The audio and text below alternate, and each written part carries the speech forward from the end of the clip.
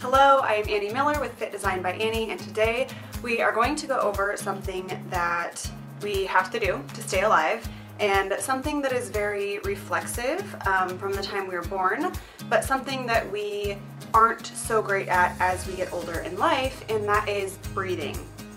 So if you watch a baby breathe, they breathe diaphragmically. You can see their entire stomach from all the way around their body, expanding as one unit and then coming back together. It looks like a balloon or like a frog breathing. If you watch most adults breathe, we breathe up here. And this is something that I am currently working on personally. I am not that great at breathing through my diaphragm, but today I want to give you several drills that you can do to get better at diaphragmic breathing, and explain to you why it is so important for you to breathe through your diaphragm just in daily life, and the importance of breathing through your diaphragm during exercise, as well as how to brace when you are under a heavy load when you're lifting. First drill that I'm going to have you do is in a kneeling position. I have you kneel instead of stand because typically it's easier for people to get into a neutral spine position. So from the side you can see that my spine is nice and neutral. I can pull my shoulders back, my butt is on my heels, and my spine is in a neutral position. So you're going to put your hands up on your collarbones, and the whole point is to breathe through your diaphragm down here and avoid your collarbones raising up towards your chin. So again, I am working on this personally, but you're going to go ahead and breathe in.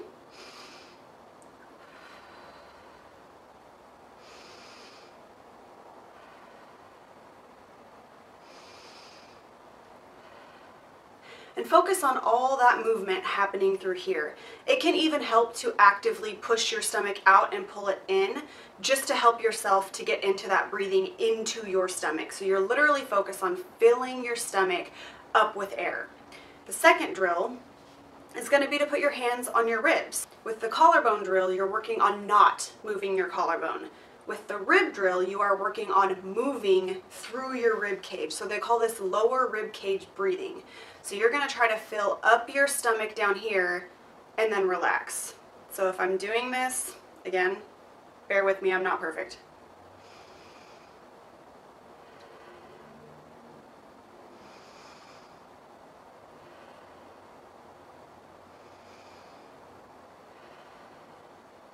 So you should see movement through your ribs. It's also helpful to do this in front of a mirror, both of these, so that you can both feel it on your collarbone and your ribs and see in the mirror whether or not your shoulders are rising and whether or not your rib cage is expanding. Next, we're going to move to the floor.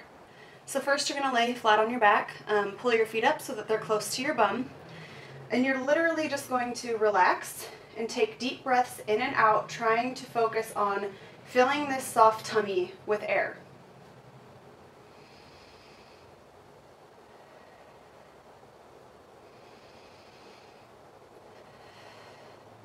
You can also use the collarbone drill here, so put your hands on your collarbones and make sure that they aren't raising up towards your ears. It's okay for them to raise out, but not up.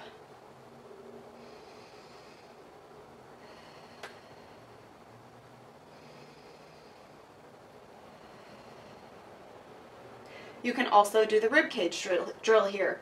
So hands on your rib cage and focus on pushing those hands out through the rib cage.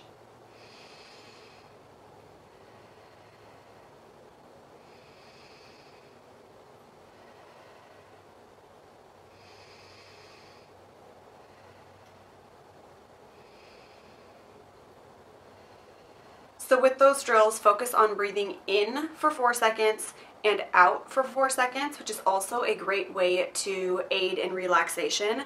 And that's what we're going to talk about next, is why we breathe through our diaphragm rather than breathing through our chest.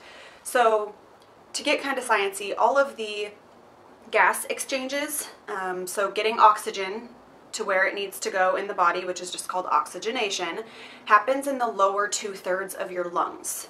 So if we are breathing through our chest, we just aren't working optimally. We need to be breathing through our diaphragm. That's in life, and obviously that would help in exercise, getting oxygen where it needs to go inside of our body. So oxygenation is 1. 2, simple relaxation. Breathing through your diaphragm automatically triggers a parasympathetic response in your body. So you have two nervous system responses, or autonomic responses, which are your sympathetic and parasympathetic. Sympathetic speeds everything up. Parasympathetic slows everything down. Breathing through your diaphragm for large breaths keeps you in, or moves you into, a parasympathetic mode, which automatically triggers that relaxing response. Your diaphragm also sits on top of a lot of organs. So your diaphragm is just this muscular sheet that quite literally splits your body in half. So it goes around your spine, and literally from front to back, side to side, is just this thin sheet of muscle. It sits on top of all of our organs, so it can actually help massage those organs and get things moving when we practice that diaphragmic breathing. As far as lifting goes, I want to talk about bracing.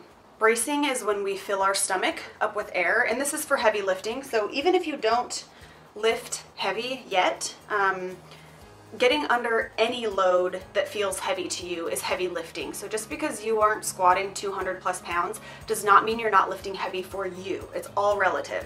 So this is just interesting whether you're lifting heavy or not.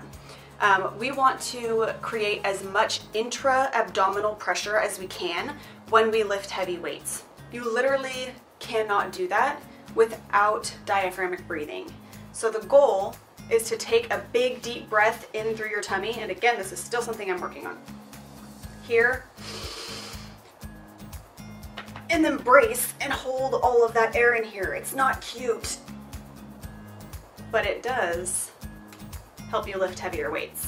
Before your body moves any heavy weight, you want to create that pressure in your abdomen, and that is done by first taking a massive diaphragmic breath. So I know we may have just scratched the surface there with diaphragmic breathing, but I hope that you learned something that you can use some of those drills. If you're heavy lifting, focus on that diaphragmic breathing and then holding that air in nice and tight. If you have any questions, feel free to shoot me an email or leave me a comment and tag me in the Facebook group. You can hit me up on Instagram. Any of those, I would love to hear from you, and I will see you in the next video.